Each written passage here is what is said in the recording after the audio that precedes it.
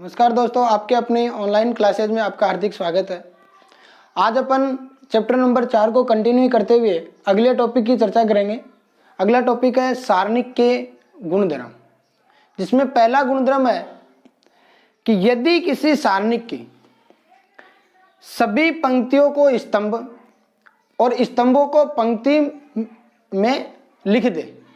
कहने का मतलब कि सभी पंक्तियों को स्तंभ की जगह और स्तंभों को पंक्तियों की जगह लिख दें तो उस सारणिक के मान में कोई परिवर्तन नहीं होता।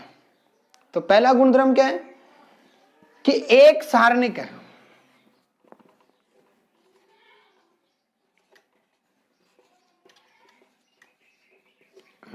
ठीक है।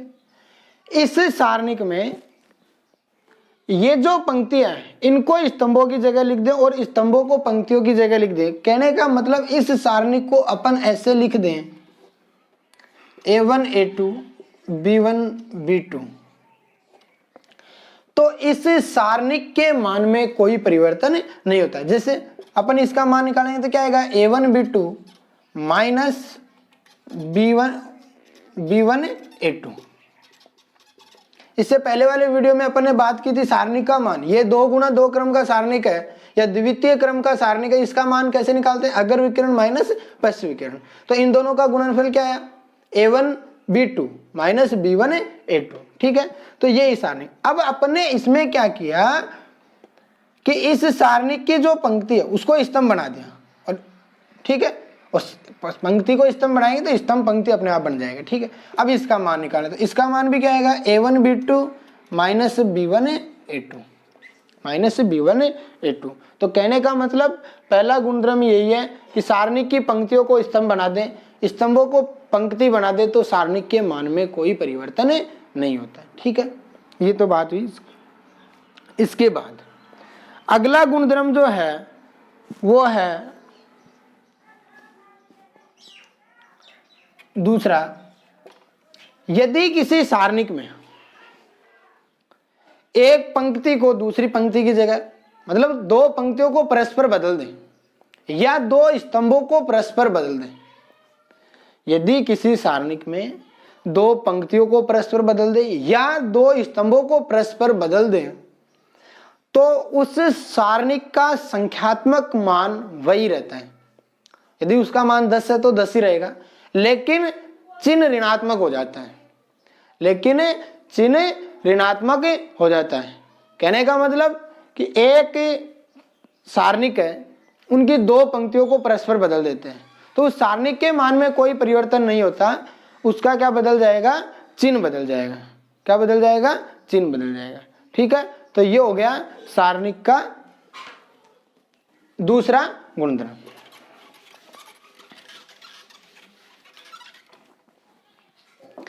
कि एक सारणिक है A1 A2 A3 B1 B2 B3 C1 C2 C3, ठीक है।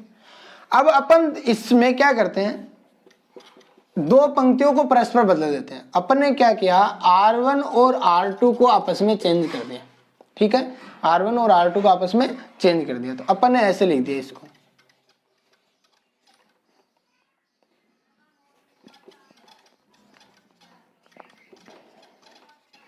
तो इस सारणिक का मान वही होगा, लेकिन चिन्ह क्या आ जाएगा? ऋणात्मक आ जाएगा। जो मान 1 का था वही आएगा, लेकिन चिन्ह क्या आ जाएगा? ऋणात्मक। ये हो गया सारणिक का दूसरा गुणधर्म। इसके बाद तीसरा गुणधर्म,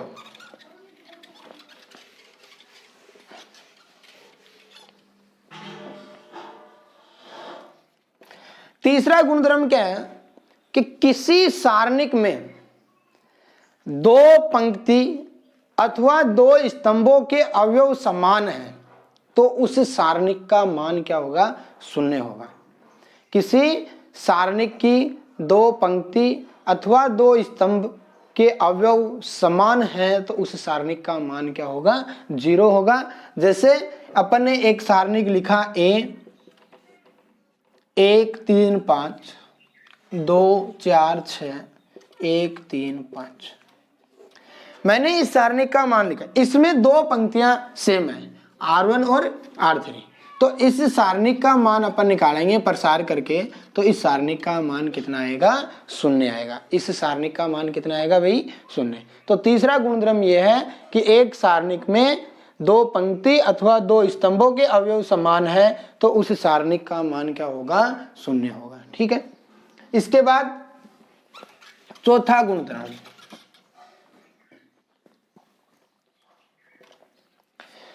यदि किसी सारणिक में एक पंक्ति या एक स्तंभ के सभी अवयव शून्य हैं तो उस सारणिक का मान भी शून्य होगा। यदि किसी सारणिक में एक पंक्ति अथवा एक स्तंभ के सभी अवयव शून्य हैं तो उस सारणिक का मान भी क्या होगा, शून्य होगा। अपन ने एक सारणिक लिखी A इज इक्वल टू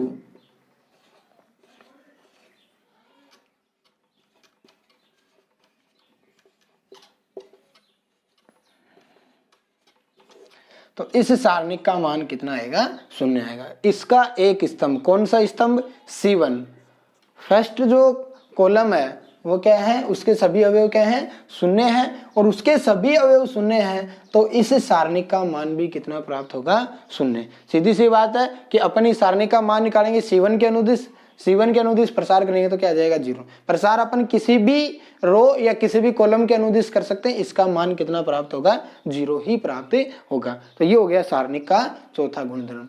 इसके बाद में अगला गुणधर्म है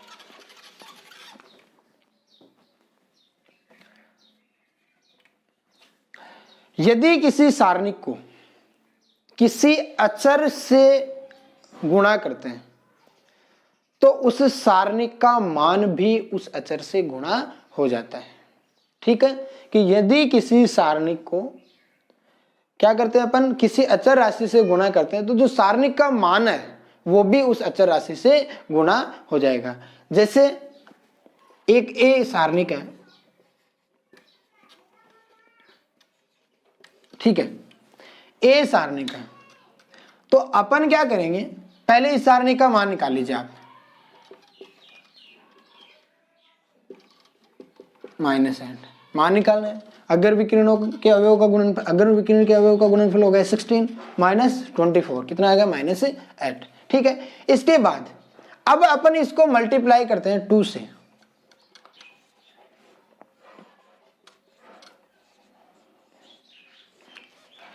अपन ने बात की थी कि सारणिक में, पिछले वीडियो में अपन ने जब आव्यूह और सारणिक में अंतर पढ़ा था तब अपन ने तीसरा जो अंतर यही पढ़ा था कि आव्यूह को किसी अचर से गुणा करते हैं तो आव्यूह का प्रत्येक अवयव गुणा होता है, लेकिन सारणिक को किसी अचर से गुणा करते हैं तो या तो एक पंक्ति के अवयव उससे गुणा होंगे या एक स्तंभ के अवयव इससे गुणा होंगे। तो अपन क्या करेंगे, एक पंक्ति को इस अचर से गुणा कर देते हैं। तो सबसे पहले तो अपन इसको ऐसे लिखेंगे 4 8, ये सेम रहेंगे। फर्स्ट रो से इस दो को मल्टीप्लाई कर दिया। ठीक है, तो ये हो गया 4 और 8। अब इसकी वैल्यू फाइंड करें अपन, ये हो गया 32 - 48 इक्वल टू -16।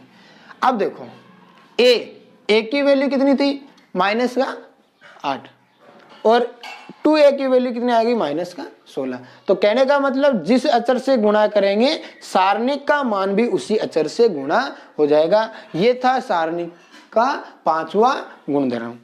ठीक है, नेक्स्ट जो प्रॉपर्टी है इसकी वो है नंबर 6।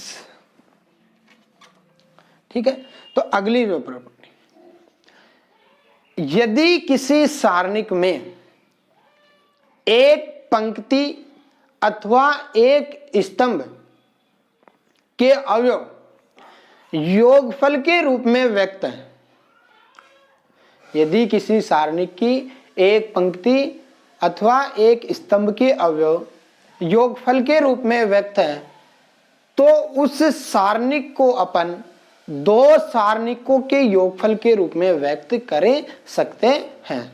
उस सारणिक को अपन दो सारणिकों के योगफल के रूप में व्यक्त कर सकते हैं। ठीक है, तो क्या पढ़ा अपन ने कि यदि किसी सारणिक की एक पंक्ति अथवा एक स्तंभ के अवयव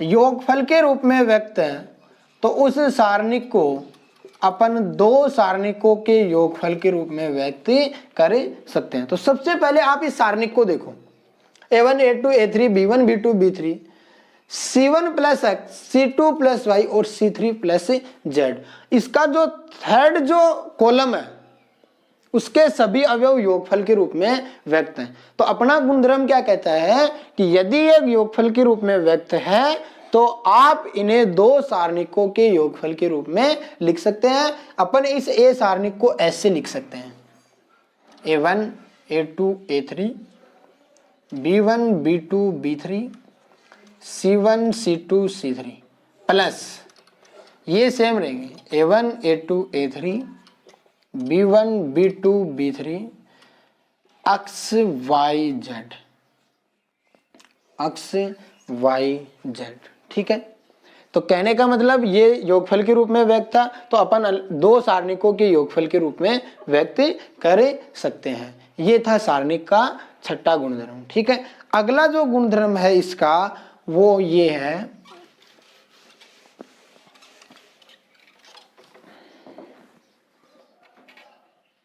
सातवां गुणधर्म।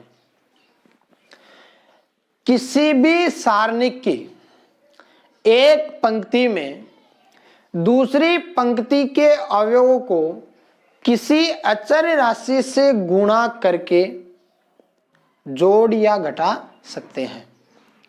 सबसे इंपॉर्टेंट गुणधर्म है ये। किसी सारणिक में एक पंक्ति के अवयवों में दूसरी पंक्ति के अवयवों को किसी अचर राशि से गुणा करके जोड़ या घटा सकते हैं। इससे सारणिक के मान में कोई परिवर्तन नहीं होता। इससे सारणिक के मान में कोई परिवर्तन नहीं होता।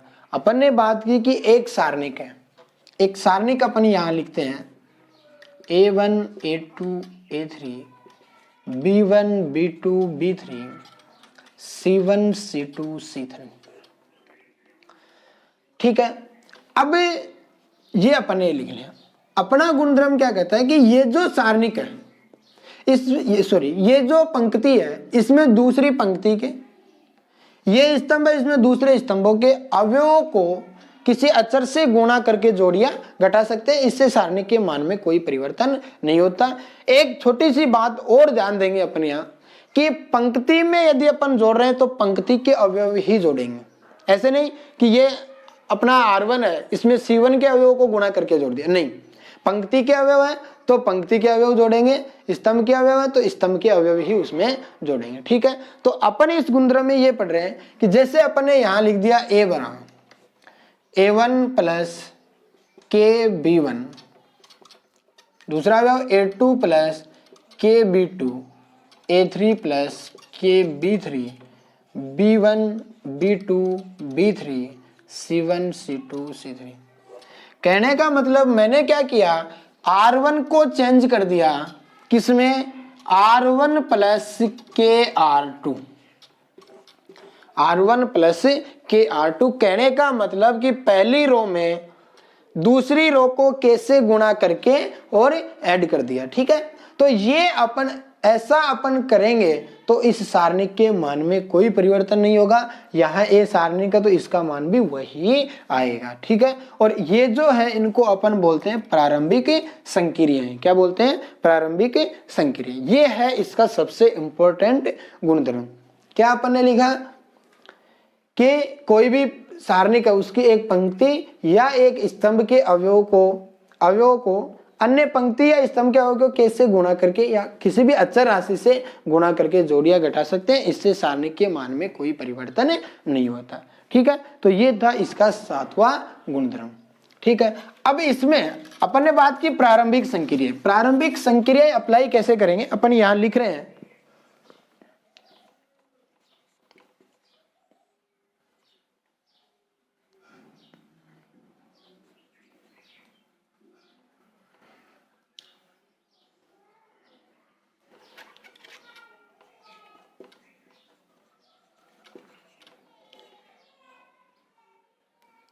प्रारंभिक संक्रिया।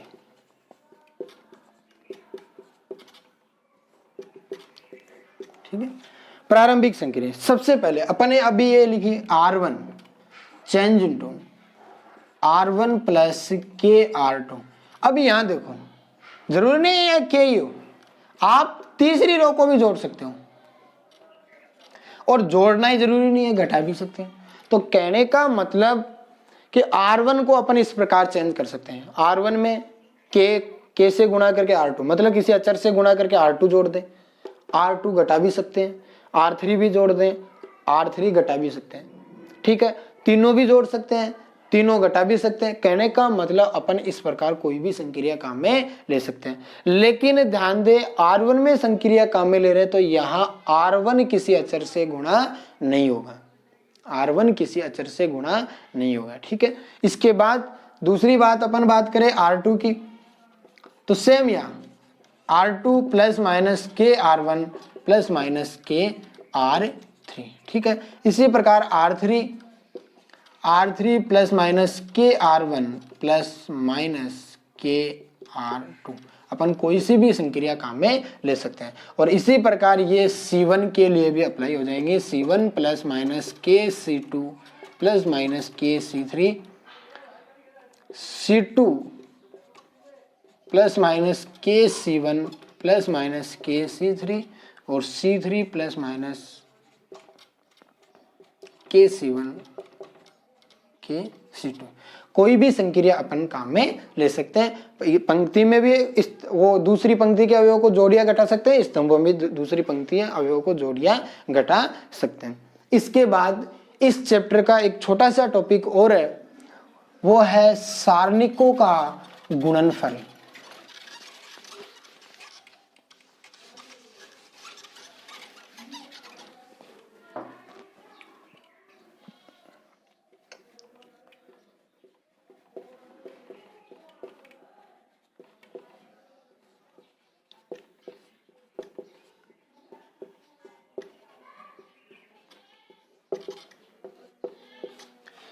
ध्यान दीजिए भैया, अपने अवयवों का गुणनफल पढ़ा था।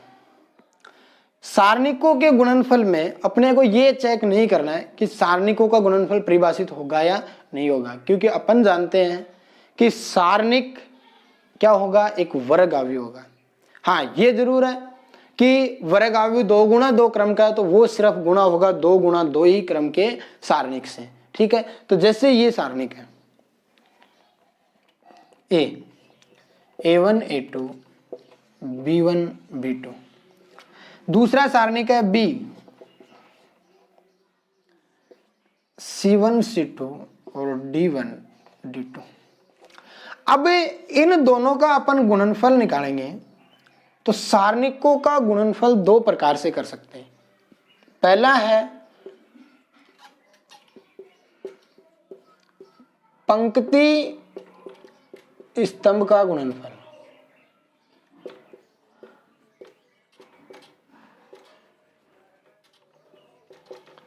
पंक्ति स्तंभ का गुणनफल। ये गुणनफल अपन वैसे ही करेंगे जैसे अपन ने अवयव में किया था।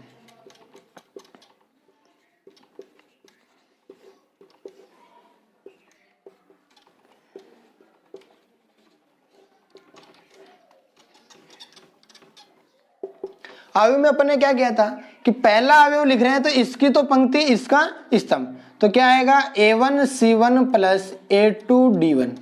दूसरा पहली पंक्ति दूसरा स्तंभ A1 C2 A2 D2, फिर B1 C1 B2 D1 B1 C2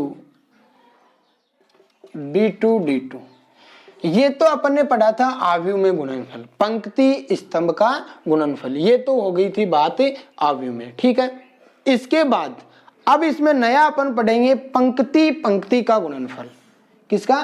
पंक्ति पंक्ति। ये गुणनफल अपन ने अवयव में भी पढ़ लिया था, ठीक है। तो अब इसमें अपन जो पढ़ेंगे वो है पंक्ति और पंक्ति का गुणनफल। दूसरा जो गुणनफल है वो है पंक्ति पंक्ति का गुणनफल। इसमें क्या करना है, पहला अवयव A11 निकालना, तो पहली पंक्ति को पहली पंक्ति से ही गुणा करना है। A1 C1 A2 C2, फिर पहली पंक्ति को दूसरी पंक्ति से गुणा करना है, A1 D1 A2 D2। फिर दूसरी पंक्ति को पहली पंक्ति से गुणा करना है, B1 C1 B2 C2, और ये गुणा होगा B1 D1 B2 D2। थोड़ा सा दोबारा देख लीजिए। पहला अवयव लिखते हैं अपन A11। A11 का मतलब पहली पंक्ति पहला स्तंभ, तो यहां अपन स्तंभ नहीं लेंगे, पहली पंक्ति और इसकी भी पहली पंक्ति गुणा कर दिया और जोड़ दिया। फिर दूसरा अवयव आता है A12, तो पहली पंक्ति और इसकी दूसरी पंक्ति गुणा कर दिया जोड़ दिया। इसी प्रकार A21 दूसरी पंक्ति और इसकी पहली पंक्ति। कहने का मतलब जैसे अपन स्तंभों को गुणा करते थे वैसे इसमें अपन किसको गुणा करेंगे, पंक्ति को पंक्ति से गुणा करेंगे। ये था इस चैप्टर का लास्ट टॉपिक, सारणिकों का गुणनफल। ठीक है, अगले वीडियो में अपन नेक्स्ट टॉपिक की चर्चा करेंगे। धन्यवाद।